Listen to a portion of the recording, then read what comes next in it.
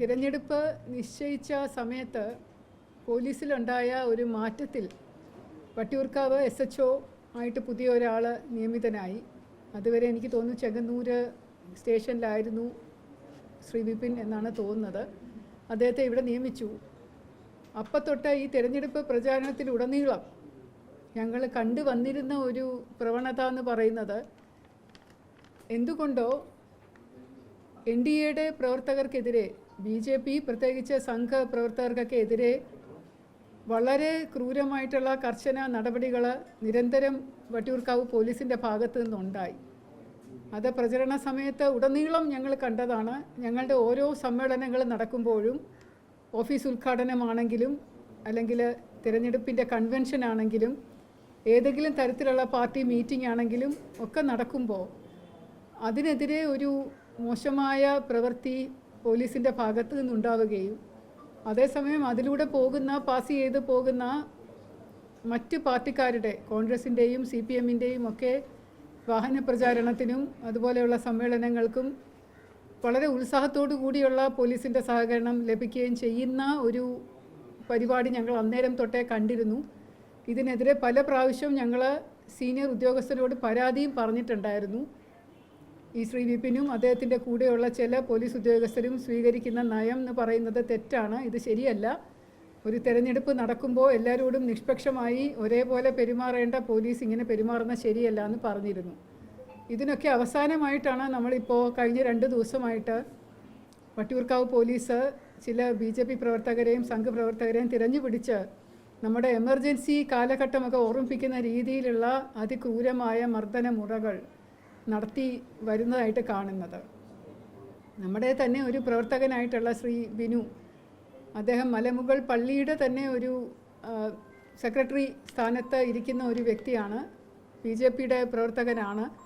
അദ്ദേഹത്തിൻ്റെ വീട്ടിൽ കയറാൻ യാതൊരു നിർവാഹവുമില്ല. രഞ്ജിനി ഹൗസ് എന്ന പേരുള്ള അദ്ദേഹത്തിൻ്റെ വൈഫിൻ്റെ പേരിലുള്ള വീടാണ്. അവിടെ ഒരു വിലക്ക് പ്രഖ്യാപിച്ചിരിക്കുകയായിരുന്നു കോൺഗ്രസ് പ്രവർത്തകരും CPM പ്രവർത്തകരും കൂടെ ചേർന്ന്.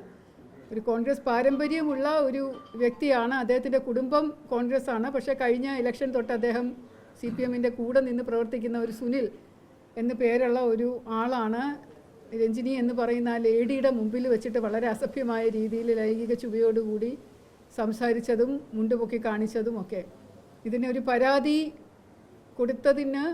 എഴുതി കൊടുത്തതിന് ഒരു കൃത്യസമയത്ത് ഒരു കേസ് പോലും എടുക്കാൻ കൂട്ടാക്കാതെ അവസാനം 17-ാം തീയതി നടന്ന ഒരു സംഭവത്തിന് 19-ാം തീയതിയാണ് പോലീസ് FIR പോലും ഇട്ടിരിക്കുന്നത്. അതിലിതുവരെ ആരെയും അറസ്റ്റ് ചെയ്തതായിട്ടും അറിയില്ല. പക്ഷേ ഇതിന് മുമ്പായിട്ട് വളരെ ക്രൂരമായിട്ടുള്ള നടപടികളാണ്.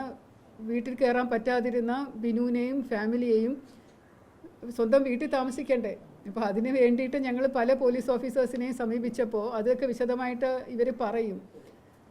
പക്ഷേ വളരെ വളരെ മോശമായിട്ടുള്ള രീതിയിൽ CPMക്കാരും കോൺഗ്രസ്സുകാരും പോലീസുകാരും കൂടെ ചേർന്ന് കുറച്ച് BJP പ്രവർത്തകരെ ഉപദ്രവിച്ച് നമ്മുടെ സീനിയർ നേതാക്കന്മാരെ പോലും ലാത്തിയും പുളിവാറും ഒക്കെ ഇട്ട് മർദ്ദിച്ചിട്ടൊക്കെയായിരുന്നു അന്ന് ദിവസം രാത്രിയിൽ ഒരു ഭീകരാവസ്ഥ സൃഷ്ടിച്ച് അന്ന് വനിതകളടക്കം വട്ടിയൂർക്കാവ് പോലീസ് സ്റ്റേഷനിൽ മാർച്ച് നടത്തിയവർക്കെതിരെ കേസ്, അങ്ങനെ നിരന്തരം കേസുകൾ എടുക്കുകയും നിരന്തരം ഉപദ്രവം ഉണ്ടാവുകയും ചെയ്തതിൻ്റെ പാരമ്യതയിലാണ് ഇന്നലെ നടന്ന സംഭവം. ഇന്നലെ ഒരു ക്ഷേത്രത്തിൻ്റെ അകത്ത് കയറി പ്രതികളല്ലാത്ത കുറച്ച് പേരെ പിടിച്ചുകൊണ്ടുപോയി പോലീസിൻ്റെ വണ്ടിയിലിട്ട് അതിക്രൂരമായിട്ട് മർദ്ദിച്ച് ശ്രീ ബിനുവിനെ, അതായത് ഈ രഞ്ജിനിയുടെ ഹസ്ബൻഡ് ബിനുവിനെ അടക്കം കണ്ണൊക്കെ അടിച്ചു പൊട്ടിച്ചുള്ള ഒരു മർദ്ദനത്തിൽ പോലീസ് ചെയ്ത് ആശുപത്രിയിൽ വെച്ചിട്ട്, ജനറൽ ആശുപത്രിയിൽ വെച്ചിട്ട് ഈ ഇടിച്ച പോലീസ് ഉദ്യോഗസ്ഥർ തന്നെ ചേർന്നിട്ടാണ് ഇദ്ദേഹത്തെ മെഡിക്കൽ കോളേജിൽ കൊണ്ടുപോകാൻ ഒരു ശ്രമം നടത്തിയതിനെ ഞങ്ങൾ തടയുകയും ഞങ്ങളെല്ലാവരും അതിന് ദൃക്സാക്ഷിയായത് ആണ്. അപ്പോൾ ഇതിൻ്റെ ഒരു വ്യക്തമായ ചിത്രം ജനങ്ങളുടെ മുന്നിൽ എത്തണം. അതിന് വേണ്ടിയിട്ടാണ് ഇന്ന് നിങ്ങളെയൊക്കെ ഇവിടെ വിളിച്ചു കൂട്ടിയത്. ഇത് തികച്ചും പക്ഷപാതപരമായിട്ട് പോലീസ് പെരുമാറിയതാണ് എന്നുള്ളൊരു മുൻ പോലീസ് ഉദ്യോഗസ്ഥയായിട്ടുള്ള എനിക്ക് നല്ലപോലെ അറിയാം. ഞാൻ പോലീസിൽ 33.5 വർഷം ജോലി ചെയ്തിട്ടുള്ള ഒരു വ്യക്തിയായതുകൊണ്ട് DGPയുടെ റാങ്കിലിരുന്ന് വിരമിച്ച ഒരു വ്യക്തിയാണ്. കൂടാതെ ഇപ്പോൾ ഞാൻ ഭാരതീയ ജനതാ പാർട്ടിയുടെ വൈസ് പ്രസിഡൻറ്റ് സ്ഥാനത്തിരിക്കുന്നു, തിരഞ്ഞെടുപ്പിലെ സ്ഥാനാർത്ഥിയായിട്ട് മത്സരിക്കുന്നു. അതുകൊണ്ട് കാച്ചാണി എന്ന് പറയുന്ന സ്ഥലത്ത്, പ്രത്യേകിച്ചും അവിടെ നെട്ടയം, ആ ഒരു മലമുകൾ പള്ളി ഇരിക്കുന്ന സ്ഥലത്ത് കുറേ വർഷങ്ങൾക്ക് മുമ്പ് ഒരു BJP പ്രവർത്തകൻ പോലും ഉണ്ടാകാതിരുന്ന വളരെ ബുദ്ധിമുട്ടിയാണ് നമുക്ക് BJPയുടെ പ്രവർത്തകരെ അവിടെ കണ്ടുപിടിക്കാൻ സാധിച്ചിരുന്നത്. പക്ഷേ കഴിഞ്ഞ 10 വർഷമായിട്ട് വളരെ നല്ല രീതിയിൽ ഭാരതീയ ജനതാ പാർട്ടിക്ക് NDAക്ക് അവിടെ പ്രവർത്തകരുണ്ട്. അവിടുത്തെ വോട്ട് ശതമാനം നോക്കിക്കഴിഞ്ഞാൽ നേരത്തെ ഉണ്ടായിരുന്ന അതായത് കൗൺസിലർമാരെന്നൊക്കെ പറയുന്ന ആൾക്കാർ മാറി ഇപ്പോൾ അവിടേക്ക് കൂടുതൽ BJPക്ക് വോട്ട് കിട്ടുന്ന ഒരു സമ്പ്രദായം വന്നിട്ടുണ്ട്. കഴിഞ്ഞ തെരഞ്ഞെടുപ്പിൽ തന്നെ കൗൺസിലർ തെരഞ്ഞെടുപ്പിൽ തന്നെ ഒരു 900 വോട്ട്സിൻ്റെ ഒരു ഭൂരിപക്ഷത്തിലാണ്, അതുപോലും ഇല്ല, 90 വോട്ടിൻ്റെ ഭൂരിപക്ഷത്തിലെങ്ങാണ്ടാണ് പുതിയ കൗൺസിലർ കാച്ചാണി കൗൺസിലർ ജയിച്ച് വന്നിരിക്കുന്ന ആരോമൽ. അത്രയും വളരെ കുറച്ച് വോട്ടിൻ്റെ ഭൂരിപക്ഷത്തിലാണ്. അതിന് മുമ്പിലുണ്ടായിരുന്നത് അത്രയാണെങ്കിൽ പോലും നമുക്ക് ലോക്സഭാ ഇലക്ഷൻ്റെ സമയത്ത് ഏറ്റവും കൂടുതൽ വോട്ട് കിട്ടിയ സ്ഥലവും കൂടെയാണ്. രാജീവ് ചന്ദ്രശേഖർജി നിന്നിരുന്ന സമയത്ത് അവിടെ ഏറ്റവും കൂടുതൽ വോട്ട് ലഭിച്ചിരുന്ന സ്ഥലവും കൂടെയാണ് നെട്ടയം എന്ന് പറയുന്നത്. അപ്പോൾ ആ ഏരിയയിൽ കൂടുതൽ ആൾക്കാർ ഭാരതീയ ജനതാ പാർട്ടിയിൽ വരുന്നു എന്നുള്ളതിൻ്റെ ഒരു ബുദ്ധിമുട്ട് ഈ രണ്ട് പാർട്ടികൾക്കും ഉണ്ട്, കമ്മ്യൂണിസ്റ്റുകാർക്ക് പ്രത്യേകിച്ചുണ്ട്. അപ്പോൾ അവരുടെ നിങ്ങൾക്കറിയാലോ പോലീസ് അസോസിയേഷൻ എന്ന് പറയുന്നത്, ഇപ്പോൾ പോലീസ് അസോസിയേഷൻ ഭരിക്കുന്നത് പോലും പാർട്ടിയാണ്. CPMൻ്റെ ആൾക്കാരാണ് ഇപ്പോൾ പോലീസ് അസോസിയേഷൻ്റെ നേതൃസ്ഥാനത്തിരിക്കുന്നത് പോലും. അപ്പോൾ അവരെ കൊണ്ട് വിചാരിച്ചാൽ പോലീസിനെ കൊണ്ട് ഇതുപോലെയുള്ള ക്രൂരതകൾ CPMന് ചെയ്യിക്കാൻ സാധിക്കും. അപ്പോൾ അങ്ങനെ നടന്ന ഒരു കാര്യമായിട്ടാണ് ഇപ്പോൾ മനസ്സിലാകുന്നത്. പോലീസുകാരെ കൊണ്ട് തന്നെ അവിടെ വന്ന് സംരക്ഷണം തരാമെന്ന് പറഞ്ഞ് ദൂരെ നിന്നിരുന്ന ബിനുവിനെയും ഭാര്യയും വിളിച്ച് വരുത്തി അവിടെ കൊണ്ടുവന്ന് പള്ളിയുടെ മുകളിൽ കയറി നിന്നുകൊണ്ട്, മലമുകൾ പള്ളി, ഞാനവിടെ പോയതാണ്, എനിക്കറിയാവുന്ന സ്ഥലമാണ്, നല്ല ഉയരത്തിലിരിക്കുന്ന പള്ളിയാണ്, അതിൻ്റെ മുകളിൽ കയറി നിന്നുകൊണ്ട് വിറകും കല്ലും ഒക്കെ വലിച്ചെറിഞ്ഞ് പോലീസിന് പരിക്കേറ്റപ്പോൾ മാറ്റിക്കാൻ, പോലീസിനെ രക്ഷപ്പെടുത്താൻ നോക്കിയ BJP പ്രവർത്തകരെയാണ് പോലീസ് വന്ന് നിഷ്ഠൂരമായി മർദ്ദിച്ചത്. അപ്പോൾ അതിൻ്റെ വീഡിയോ സഹിതം തെളിവ് ഞങ്ങളുടെ കയ്യിലുണ്ട്. എന്നിട്ട് അവരെടുത്തിരിക്കുന്ന കേസെന്ന് പറയുന്ന വലിയ പ്രഹസനമാണ്. ഏതെങ്കിലും കേസ് നിങ്ങൾ കണ്ടിട്ടുണ്ടോ?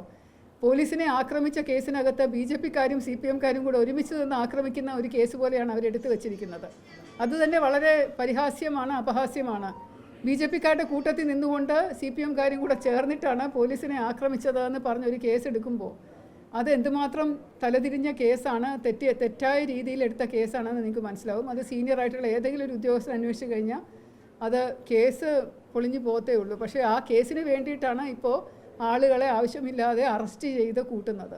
അപ്പോൾ ഈ കേസിനകത്ത് പഴയ കൗൺസിലറായിട്ടുള്ള കാച്ചാണി കൗൺസിലർ രമയും ഇപ്പോഴത്തെ കൗൺസിലറും ഒക്കെ പ്രതികളാണ്, അവരൊക്കെ അവിടെ ഉണ്ടായിരുന്നതാണ്. പക്ഷേ തിരഞ്ഞു പിടിച്ച് അറസ്റ്റ് ചെയ്യുന്നത് മുഴുവനും BJPയുടെ പ്രവർത്തകരെയാണ്. അതും പ്രവർത്തകരെ അറസ്റ്റ് ചെയ്യുക, പ്രതികളല്ലാത്തവരെ പോലും ഇന്നലെ ക്ഷേത്രത്തിനുള്ളിൽ കയറി അടിച്ച് പരത്തി ആ ക്ഷേത്രം മുഴുവൻ നശിപ്പിച്ച് അവിടുത്തെ പഠനമുറി മൊത്തം നശിപ്പിച്ചിട്ടാണ് ആളുകളെ പിടിച്ചുകൊണ്ട് പോയത്. അപ്പോൾ ഇങ്ങനെയുള്ളൊരു പ്രവൃത്തി പോലീസ് ചെയ്യുമ്പോൾ കാട്ടാളത്തം എന്നല്ലാതെ അതിനെ എന്ത് പറയും? ഇതുപോലെയുള്ളൊരു ഭീകരത പോലീസ് ഇതിനു മുമ്പ് തിരുവനന്തപുരത്ത് ഒരിടത്തും കാണിച്ചിട്ടില്ല. നിങ്ങൾക്ക് തന്നെ നോക്കിയാൽ അറിയാൻ പറ്റും.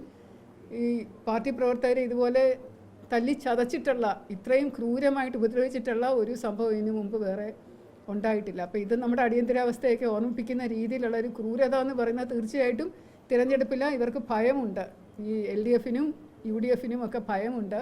BJP കയറി വരുമോ, ആ കാച്ചാണി ഏരിയ വേണ്ടി നഷ്ടമാവുമോ എന്നൊക്കെയുള്ള പേടിയുടെ പുറത്ത് ചെയ്യുന്നതാണെന്നേ പറയേണ്ടതുള്ളൂ.